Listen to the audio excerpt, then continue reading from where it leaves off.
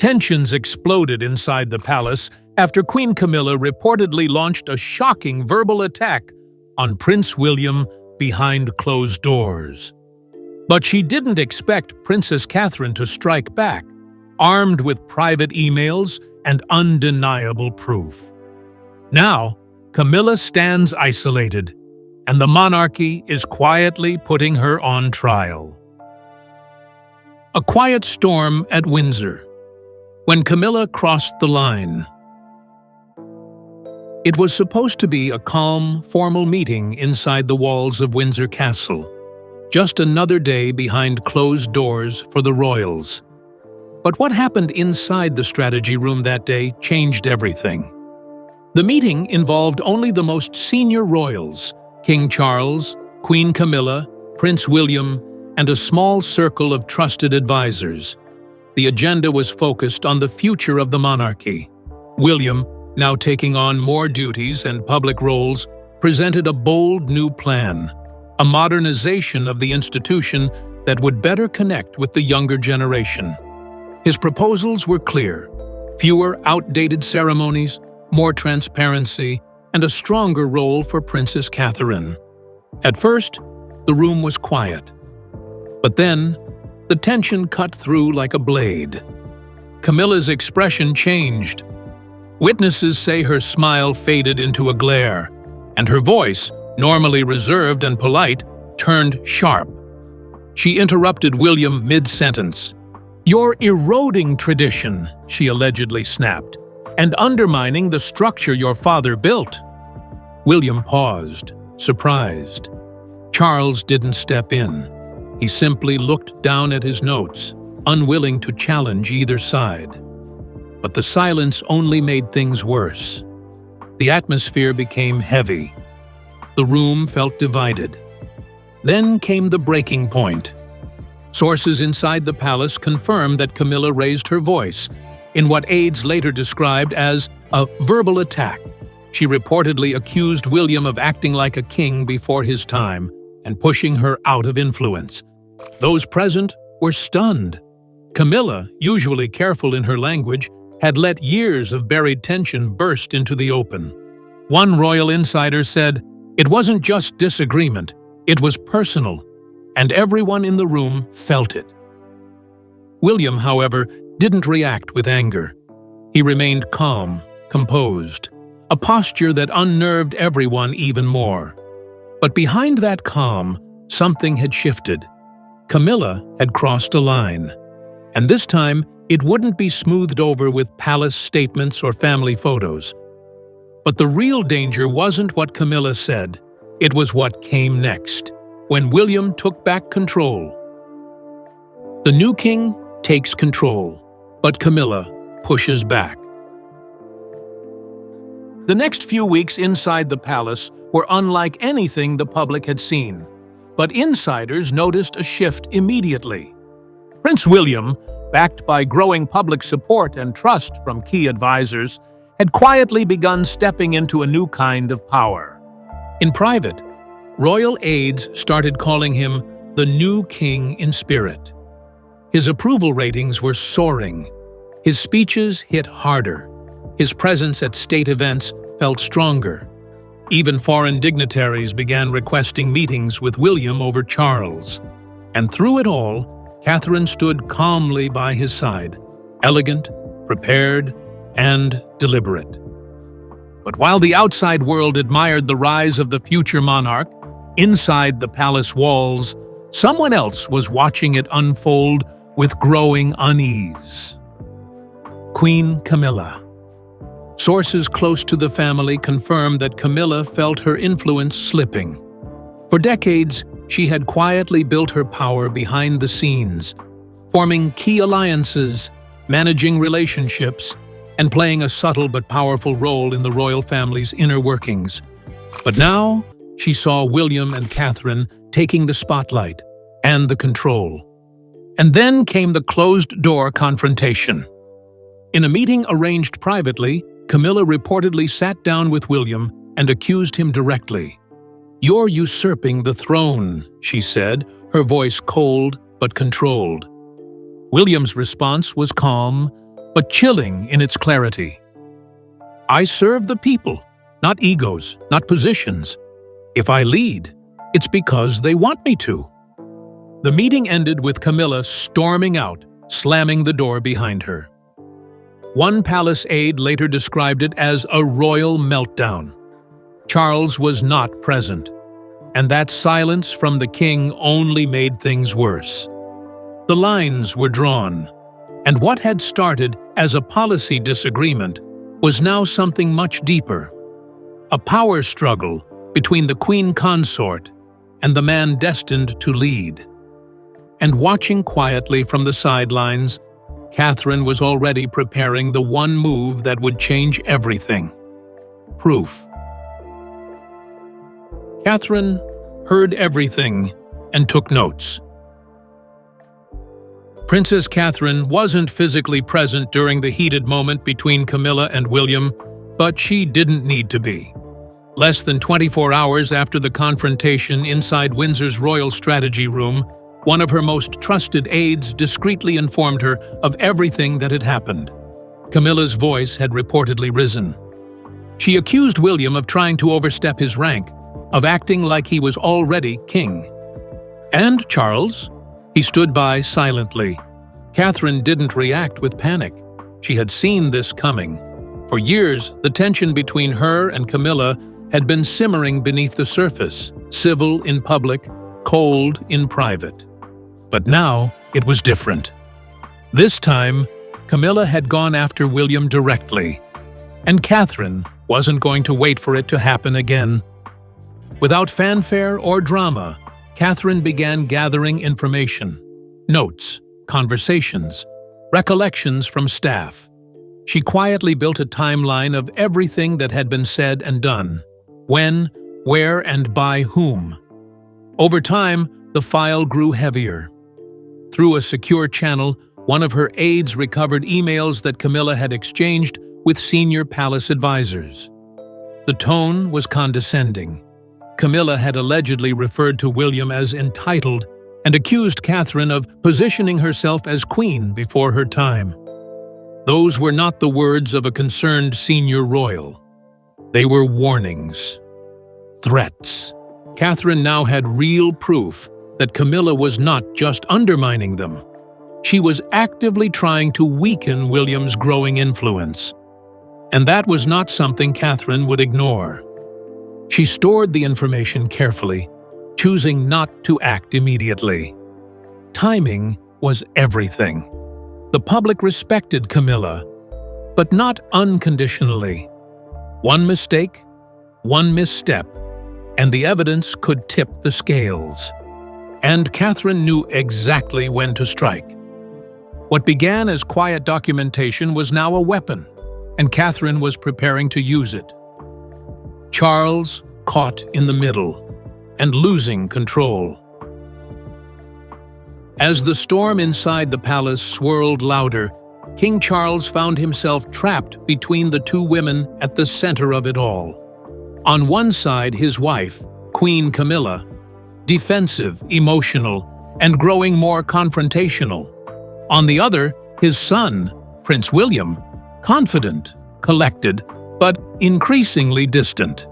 And in between them stood a king trying and failing to hold the family together. Behind closed doors, Charles attempted to keep the peace.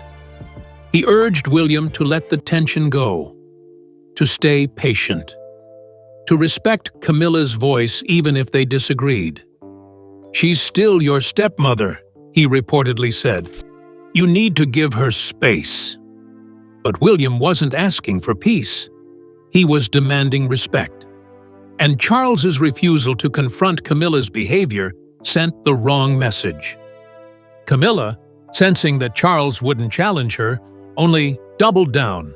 She inserted herself deeper into meetings about royal planning, making her opinions clear and, at times, deliberately cutting William and Catherine out of key conversations. She seemed to believe that her status gave her the final say, not realizing that William's influence had already eclipsed hers, both inside and outside the palace walls. Insiders noticed the growing divide immediately. The royal household became split, some loyal to Charles and Camilla, others quietly shifting their allegiance to William and Catherine. Every missed conversation, every dodged question from the king only made things worse. Charles's unwillingness to take a side didn't keep the peace. It fractured it even further. One senior advisor reportedly said he was trying to calm a fire without admitting there was smoke. But by then, it was too late. Catherine had the evidence, William had the momentum, and Camilla? She was about to be blindsided. The time for whispers had passed. The truth was ready to be exposed, and the first leak was about to send shockwaves across the monarchy to the leaked emails. Catherine drops the first bombshell.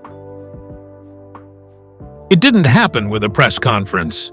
It didn't need flashing cameras or royal statements. When Princess Catherine made her move, she did it quietly and with precision. After weeks of sitting on a growing file of correspondence and staff reports, Catherine decided the time had come to let the truth speak for itself. The breaking point had already passed. The confrontation with William, the silence from Charles, the increasing interference from Camilla. It was no longer a personal rift. It was now about protecting the future of the monarchy. The leak happened on a crisp Tuesday morning in mid-October 2025. A single email, pulled from Camilla's internal correspondence with a senior palace advisor, landed in the inbox of a long-trusted royal journalist. The message, dated September 3rd, contained Camilla's direct words.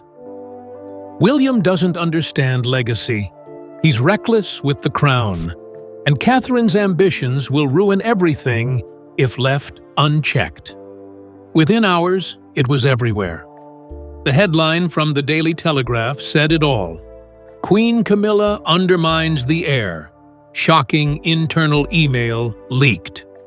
No one had seen it coming, and no one could defend it. Social media exploded first. Twitter, now X, lit up with hashtags like #CatherineLeaksTruth, #ProtectWilliam, and #CamillaExposed. Commentators, news anchors, and palace watchers scrambled to make sense of what was unfolding. Was this the beginning of a full-blown royal feud, or the end of Camilla's behind-the-scenes power? Camilla's team tried to control the damage, calling the email out of context and part of a broader discussion, but the response fell flat. For the public, it wasn't about context anymore. It was about respect. And Camilla had just crossed a line, not just as a queen consort, but as a family member. Overnight, William went from heir to victim. The man preparing to lead the modern monarchy was now seen as being sabotaged from within. And standing beside him, unwavering, was Catherine, no longer just a duchess or a princess, but the woman who had drawn the line. But the leak was only the beginning.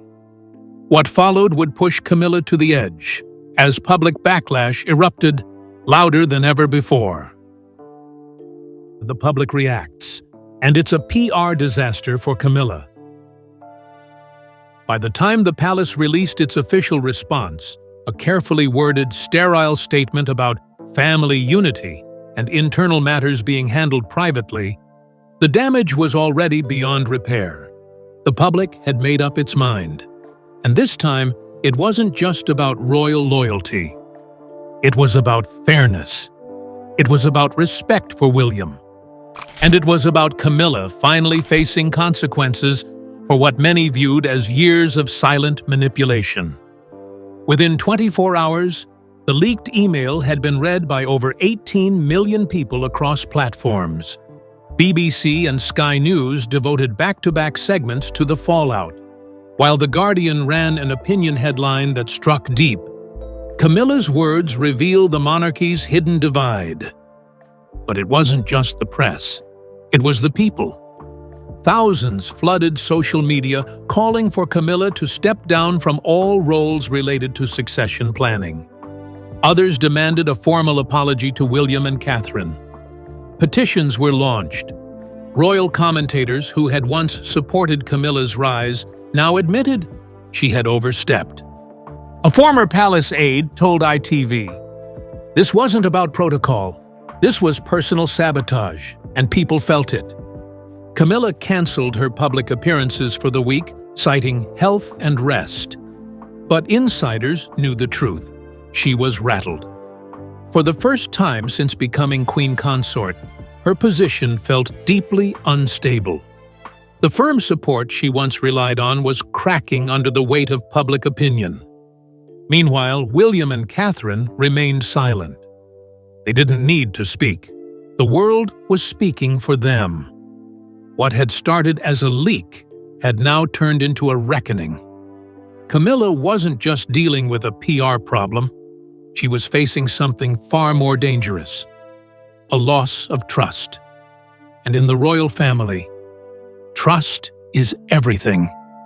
And as the monarchy scrambled to contain the crisis, the palace launched a quiet but serious internal investigation. Because Catherine had only released one email.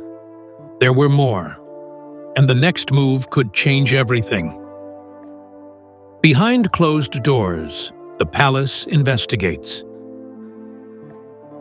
With the email leak exploding across headlines and social media, the palace had no choice but to respond, not with a press release, but with something far more serious.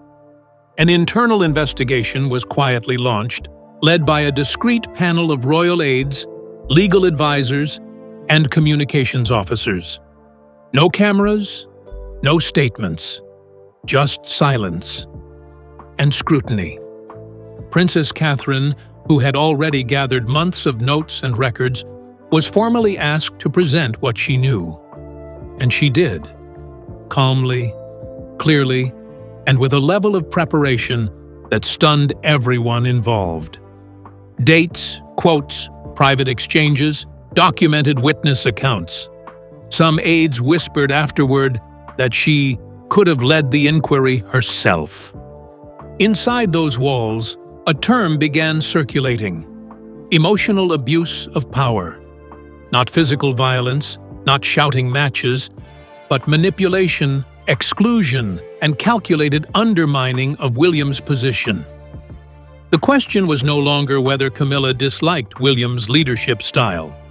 The question was whether she had deliberately tried to undermine the future of the monarchy. Prince William, though reluctant to get involved, stood by his wife's side. In one internal statement, he was quoted saying, "The truth matters more than tradition. We have a duty to be honest, not just obedient." That line echoed through the halls of Buckingham Palace. It wasn't just defiance. It was leadership. Meanwhile, Camilla's closest allies were called to testify in private, some defending her, others visibly uncomfortable. There was no official trial, but make no mistake, Camilla was on trial, her words and actions under the sharpest royal spotlight since she first entered the family. King Charles, though still quiet publicly, was reportedly devastated behind the scenes. One aide revealed he hadn't slept properly in days, torn between his role as monarch and his loyalty as a husband. But even he knew the investigation had gone too far to stop now. And then came the moment no one expected. A private, high-stakes confrontation behind locked doors, with all four at the table. The final confrontation, Camilla faces William and Kate. It was held late in the evening. No cameras, no aides, no press briefings. Just four royals inside a heavily secured conference room in Clarence House: Charles, Camilla, William, and Catherine. It was the meeting insiders now call the reckoning. The room was cold, not in temperature, but in tone. For a long moment, no one spoke. Then Catherine broke the silence. Calm, clear, and unshaken, she looked directly at Camilla and said, Do you deny your words? I have the proof. You called my husband reckless. You called me a threat. Camilla's response was defensive. She didn't deny it, not exactly. Instead, she claimed she'd been misunderstood and provoked. She said things had been blown out of proportion and insisted she only wanted what was best for the monarchy. But her tone was tired, unconvincing. William had been quiet until that point, but then he stood and said one sentence that cut through the air like ice. If you can't respect the future of this family, you can't be part of shaping it. That was it. That was the moment. Camilla sat back in her chair, eyes wide, lips pressed tight. She knew what had just happened. William had withdrawn his trust, and with it, any hope she had of controlling what came next. Charles didn't defend her. He didn't interrupt. According to a source present in the hallway, he simply looked down and said softly, "I suppose this is where we draw the line." The meeting ended without a hug, without closure, and without resolution. But for the first time, the power had shifted. Permanently. As Camilla walked out of the room, her influence trailing behind her like a broken crown, William stepped fully into the role many had already assigned him.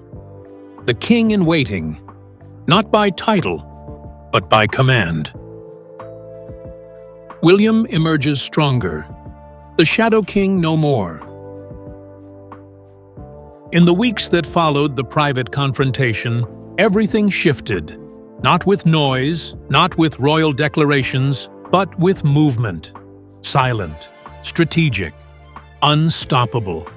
There was no press release, no flashing headlines from the palace. But inside royal walls, change was undeniable. Prince William's influence began to eclipse everyone else's, and not by force, but by quiet authority. High-level responsibilities that once passed through Camilla's hands were now redirected. Royal tours, succession planning, charity patronage. Everything began flowing through William and Catherine, almost as if the crown had started moving forward, without waiting for the ceremony. Senior staff noticed first. Private secretaries were reassigned. Communications advisors began attending briefings chaired by William. Invitations once sent to Camilla were quietly rerouted or postponed indefinitely. Her name, once regularly floated in official correspondence, slowly vanished from royal planning memos. Within 2 weeks, insiders were already whispering the phrase, "a quiet coup."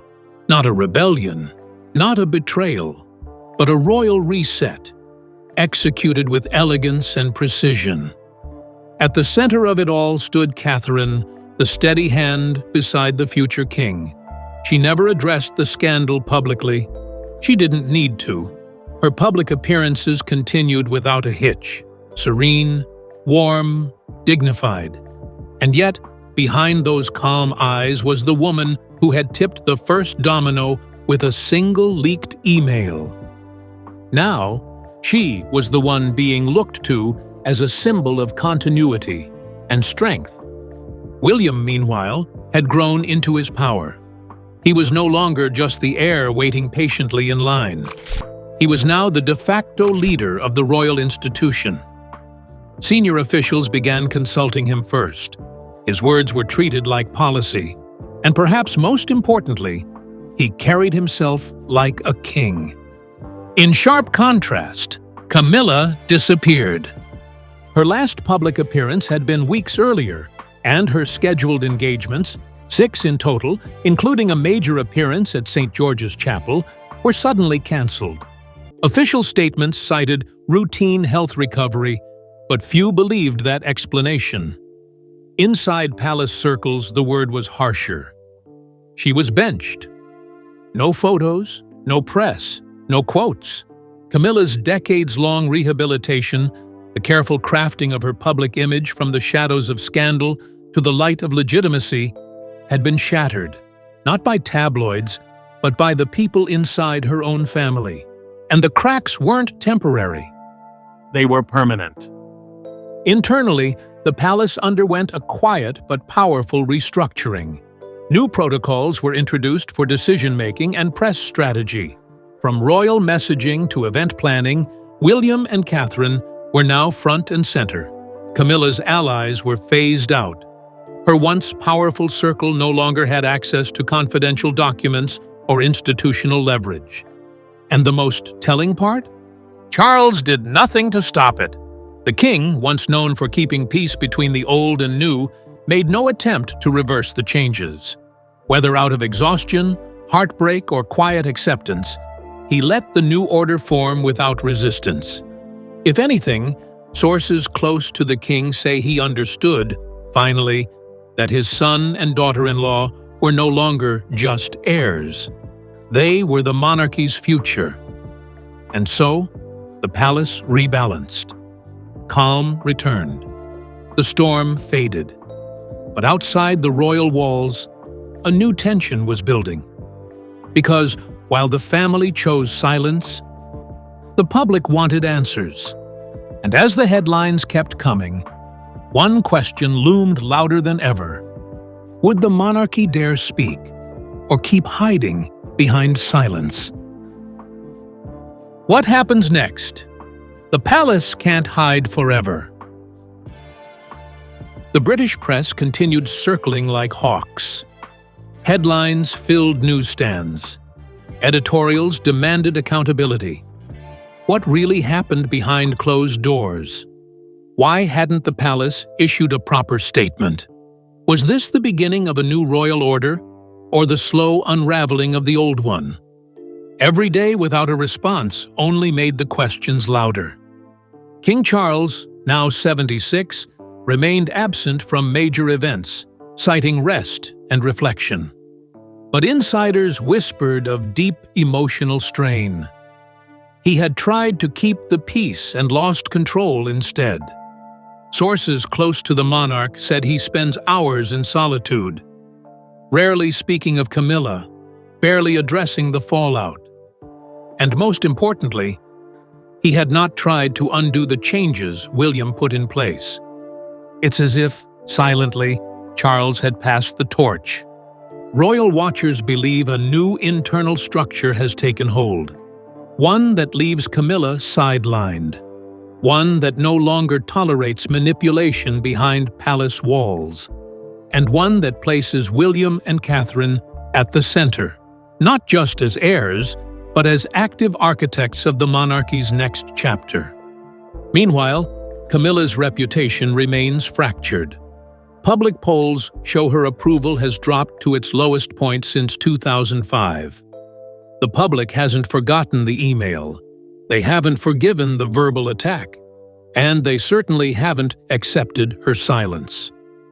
Rumors swirl of a future address by William, not as a confession, but as a signal, a statement that the monarchy is shifting, that the past, for better or worse, has been faced. Because one thing is clear, this wasn't just a family argument. It was a reckoning, a battle between tradition and transformation. And Catherine's leak? It wasn't revenge, it was a declaration. We protect our own, and we don't kneel to history's mistakes. Now all eyes remain on Buckingham Palace. Because the royals may wear crowns, but in this new age, truth wears the throne.